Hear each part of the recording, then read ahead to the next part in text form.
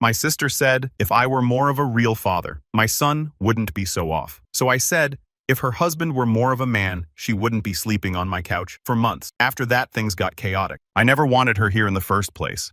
When my sister Kara showed up at my door 5 months ago with her suitcase and her 11-year-old son, I did not hesitate. I should have. I did not ask many questions. She said her husband had walked out. Said she just needed a couple weeks to sort things out. Said she did not want to be a burden. That was the first of many lies. Fast forward to Christmas Eve dinner. My house, my table, my rules, and she has been living here rent-free the entire time. She eats my food, uses my car more than I do, has never once offered to help with a single bill, and somehow manages to act like the victim in every conversation. But tonight was the end of it. The table was full. My parents, our aunt and uncle from Connecticut, the cousins, everyone in their semi-best pretending to be more civil than they actually are. My son Mason, who is 9, was sitting next to me fidgeting with the edge of his napkin. He is a quiet kid, a little quirky maybe, but kind-hearted and painfully smart in ways people do not always see right away. Kara's son Logan had spent the last few months making sure Mason knew he was not cool enough, fast enough, normal enough. I told her about it more than once. She shrugged it off every time. So when Logan snorted under his breath at Mason for mispronouncing something during a conversation about space, Mason is obsessed with space, and Kara leaned back in her chair with her wine glass like she was royalty. I already felt it bubbling, but she took it further. Maybe if your kid had a real father, he would not be so off. That is what she said, right across the table. Clear enough that the entire room caught it, and quiet enough to pretend it was just for me. Mason looked down, his cheeks flushed immediately. I set my glass down. Maybe if your husband had not left, you would not be living in my guest room. She choked on her drink. My mom hissed, "Do not do this." But I already was. I stood up and clinked the side of my glass like I was making a toast. My heart was pounding, but my head was clear. I told everyone to enjoy their food, that dessert would be out in a bit, and that starting tomorrow I would be setting some new house rules. That was my nice way of saying, pack your bags, Kara. There was no yelling, just a stunned silence, the kind that wraps around a room and presses down on everyone's spine. My dad asked what was going on, but I did not answer. I just started clearing plates. Mason helped me. He always does. That was Christmas Eve, the night everything shifted, the night I finally stopped pretending. The next morning, she acted like nothing happened. She came into the kitchen in her robe, made herself coffee, scrolled through her phone at the table I bought in the house I pay for, like we had not had a silent war over roasted ham the night before. She even smiled at Mason, like he had not spent most of the night curled up in his blanket, asking if there was something wrong with him. I waited until she went back upstairs before I opened the cabinet above the fridge and pulled out the 2 gift bags I had hid in there. One was for her, one was for Logan. I had picked them out weeks ago. Nice things. Expensive, if I am being honest. And for what I took them out to the trash. By noon, I had cleared every trace of Christmas cheer out of the living room. No tree, no garland, no lights. Mason helped me. I told him we were taking an early start on a fresh year. He did not ask questions.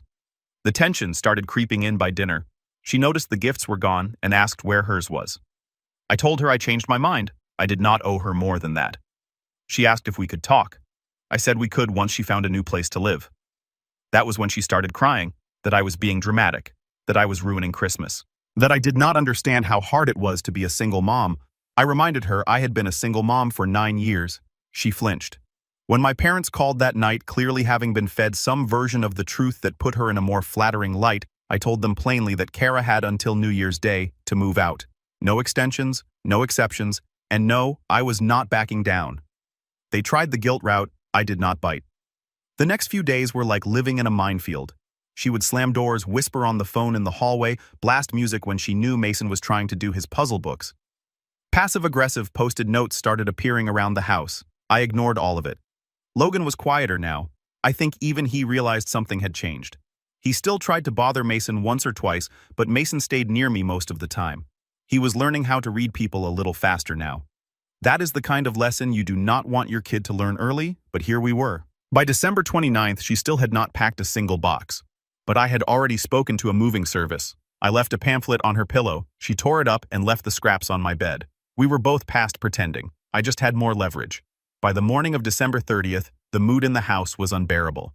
Every drawer she slammed, every sigh, every dramatic stomp down the stairs. It was her way of reminding me she was still here, still making it everyone's problem. Then she finally made a move, dragged a black garbage bag of wrinkled clothes to the front door and dropped it like it was symbolic. She stood over it like she had just done something brave like that. Garbage bag proved she was really trying. She looked at me and said, "Guess your perfect little life can start now." I told her not to leave trash bags in my foyer and walked back into the kitchen. No response, no drama. That made her angrier than anything else could have. That afternoon I took things further, changed the Wi-Fi password, logged her out of my streaming accounts, took back the garage remote, every little thing she had been taking for granted gone. I also stopped locking up the guest room door when she was not home. I wanted her to see. I was not worried that she could try and play games, but I held the cards now. That night, I found her in the kitchen with one of my good wine bottles, half of it already gone. She did not even try to hide it, just stared into her glass and asked, "What kind of person kicks out her own sister during the holidays?" I did not say anything. I was done debating right and wrong with someone who twisted both words to fit her convenience. She spiraled after that. Started saying things she had probably wanted to say for months, that Mason was going to grow up weird. That maybe if I was not so cold I would still have someone. That she felt sorry for me. That I was punishing her for being the pretty one. The one who actually had a husband once. I just stared at her, waiting for her to finish humiliating herself. You know what I told her? That I was jealous. Jealous she could walk around with that much delusion and not pull a muscle. She laughed like she was not offended, but her hands shook when she reached for her wine again. Then she went upstairs and called Mom.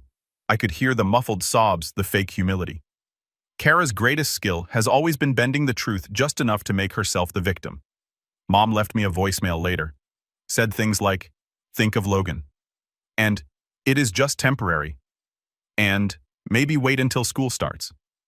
I did not respond. I think she knew by then that I would not. The only time something cut through all the noise was when Logan came up to me that night.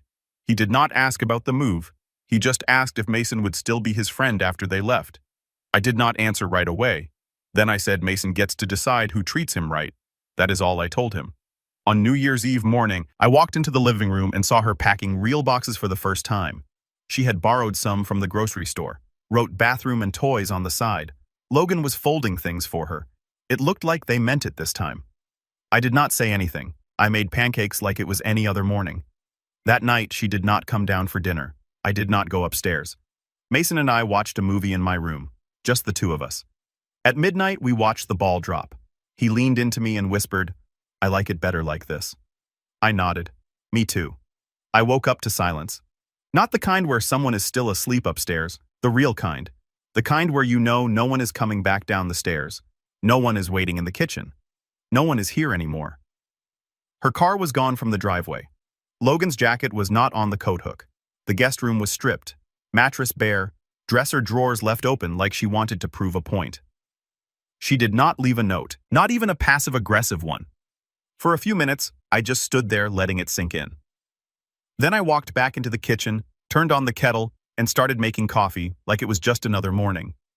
Mason came downstairs a little later rubbing his eyes, hair wild from sleep. He looked around and asked, "Are they gone?" I nodded. He did not say anything after that, just sat at the table and reached for a piece of toast. He looked lighter somehow. I think I did too, but the peace did not last. Around noon, I decided to finally reclaim the garage. I wanted to move some of the bins back to where they belonged, open up the space again. That is when I noticed it. The green Rubbermaid bin in the back corner was missing. The one I had not touched in months. It was not one of hers. Inside the bin had been a few winter coats, some of Mason's old baby blankets I could not bring myself to donate, and more importantly, a locked metal box, my lockbox. I kept it behind the blankets. Inside were birth certificates, my passport, Mason's medical records, my divorce paperwork, and an envelope of emergency cash I had not touched in over a year. I checked the closet in my bedroom where I sometimes kept the lockbox when I needed quick access. Gone. I tried to stay calm. Maybe I moved it. Maybe I loaned it to someone. But I had not. I remembered putting it back in the bin months ago after updating some documents. I remembered thinking it was safer out of the way. I called her. No answer. Texted her. Nothing. 10 minutes later, I got a reply. Not from her, from Logan's old school. I had called them on a hunch not to talk to him, just to ask if he had been re-enrolled there. He had not. They had no record of any request. I sat down at the kitchen table staring at my phone and realized what this was. It was not just a petty exit. She was trying to keep leverage, something that could slow me down, tie my hands, force me to need her just a little longer. I sent her one message: return the lockbox by 5 p.m. or I file a report. She responded at 3:18 p.m. Said she did not steal anything, just needed proof of address. Claimed she would bring it back once she got her situation handled. She did not see the problem. I did not answer. Instead, I drove to the station and filed a report at 4:54 p.m. The officer did not act surprised. Apparently, she had pulled this kind of thing before. Not with family, with a woman she used to work for. There was a note in the system, a warning, not an arrest, something about borrowed identity documents. It was vague, but it was enough to make it clear this was not just desperation. This was behavior. I did not tell Mason. He still thought they just left peacefully. I let him believe that. That night, I opened the windows in the guest room for the first time since summer. I changed the sheets, vacuumed under the bed, threw out the stray socks and half-used shampoo bottles. Her perfume smell was still faint on the pillow, but it was fading. By midnight, I had moved my spare keys, my passwords, and everything important to a new, better hiding place. I left the hallway light off and slept with my bedroom door open. I could finally breathe again. I did not hear from her again after the police report. No texts, no fake apologies, no excuses. She disappeared as fast as she had arrived. Only this time, she did not leave room for pity. The lockbox was not returned. I told myself she probably tossed it when she realized I had shut down anything useful inside, but the silence was too strategic, too final. She knew I was not playing anymore. Then, 2 days later, I got a fraud alert on my phone. Someone had tried to reset the login on one of my old savings accounts, one I barely used anymore. It had a few hundred in it just sitting there untouched. The system flagged the attempt and locked everything down before they could get in. I changed every password again, called the bank directly, and sat in my car for 10 minutes afterward, just breathing. Not angry, not scared, just tired. I never told Mason.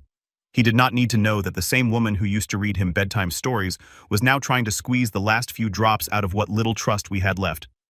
Let him keep the version of the goodbye that did not come with police reports and stolen documents. On January 3rd around noon, I got a call from an unfamiliar number. I let it ring. Then it rang again. I picked up the second time. It was a woman who introduced herself as the landlord of a duplex Kara had just moved into. She said Kara listed me as an emergency contact and she was just confirming it. I laughed, not out of amusement. It just came out reflex. Then I told her I was not available for emergencies involving Kara anymore and politely suggested she remove my number from whatever form she had. She hesitated, then said, "Understood." That moment gave me more peace than I expected. Later that afternoon, Mason got home from school with a drawing folded up in his backpack. He handed it to me like it was nothing, but I could tell he had put thought into it. Crayon outlines of our house, a small square of blue sky, and the two of us standing in front of the front door. Just us. No guests, no extra cars in the driveway, just peace. He told me the assignment was to draw what home felt like, not what it looked like. I asked him if he wanted to talk about the last few weeks. He shrugged and said, "Can we get a new rug, one that does not smell like her lotion?" I smiled. We went out that weekend and picked one together. Soft blue with a subtle pattern. He helped roll it out in the living room, then stepped back and nodded like he had made a final edit to a painting. The room felt different immediately. Lighter, like it belonged to us again. That night, I finally opened the hallway drawer where I had stuffed all the leftover junk she did not bother taking. A tangled bracelet, some receipts, a makeup sponge, a charger that was not mine. I grabbed a trash bag, dumped everything in, tied it up, and took it straight to the outside bin. I did not hesitate. She had moved out, but now finally she was gone. And not just from the house, from the air, from the furniture, from the space between breaths. Mason fell asleep on the couch that night, with a blanket tucked around him and one hand on the new rug. I left him there and turned off the lights. My house was quiet again, and this time, the silence felt safe. It has been almost a month since she left, and I still find myself hesitating when I walk past the guest room, like I am expecting her voice, or Logan's loud footsteps, or the sound of her hairdryer going at full volume at 11 p.m. But there is nothing, just quiet, the kind of quiet that used to feel lonely, but now feels earned. The guest room is empty again. I did not rush to fill it. I thought about turning it into an office, maybe a little reading nook for Mason, but I have not decided yet. For now, it is just space, clean, silent space. It is amazing how much lighter a room feels without resentment in it. A few nights ago, I finally opened the photo album she used to make fun of the one I kept in the back of my closet. She used to call it my shrine to the past, but really it is just pictures of Mason as a baby, some of me and my ex before things fell apart, and a few old birthday parties. I looked through it without flinching. It reminded me that I have always managed to rebuild even after the worst moments. Kara has not reached out. No apology, no explanation, nothing, which tells me everything I need to know. For someone who could barely go a day without needing something from someone, her silence is almost funny. It is like the moment she realized she could not manipulate me anymore. I stopped existing to her. My parents have stayed mostly quiet too. They called once after she moved out, asked how Mason was doing. I gave them a short answer. They did not ask more. I could hear in their voices they were trying to stay neutral. I did not ask which side they landed on. It does not matter anymore. I think the hardest part of this whole thing was realizing that the line between love and tolerance is thinner than people want to admit. I loved my sister. I probably always will in a complicated, distant way, but I tolerated her cruelty, her arrogance, and her entitlement for too long under the excuse that family is family. But being family does not mean you get to break someone and call it honesty. It does not mean you get to humiliate a 9-year-old boy at his own dinner table and expect a free ride the next day. It does not mean you get to make a mess and leave someone else to scrub it out of the carpet. I let her into my home because I thought I was doing the right thing, but the truth is, I let her in because I still believed she might be better this time. She was not, and that is not on me anymore. Mason has been doing better. He still asks questions, sometimes small ones, like why Logan did not say goodbye or if Aunt Kara will come to his birthday party in March. I give him honest answers. Nothing dramatic. Just the truth that not everyone knows how to treat people kindly, even if they say they love them. We have made our own little traditions now. Saturday morning pancakes, movie nights on Thursdays, and long walks after school when the weather is nice. I notice he talks more now. He does not flinch when he mispronounces a word or second-guesses himself when he is excited about something. He is safe, and that is all I care about. The biggest lesson I learned from this: helping someone should never cost you your peace, your dignity, or your child's joy. And if it does, you are not helping, you are enabling. I will never make that mistake again. I still have the voicemail she left me the day before she moved in. The one where she sounded scared and small and like the world had kicked her to the ground. Sometimes I wonder how much of it was real. Maybe all of it was. But the truth is, being hurt does not give you the right to hurt others. I will not forget what happened, but I am not angry anymore. Just done. Completely. Peacefully done.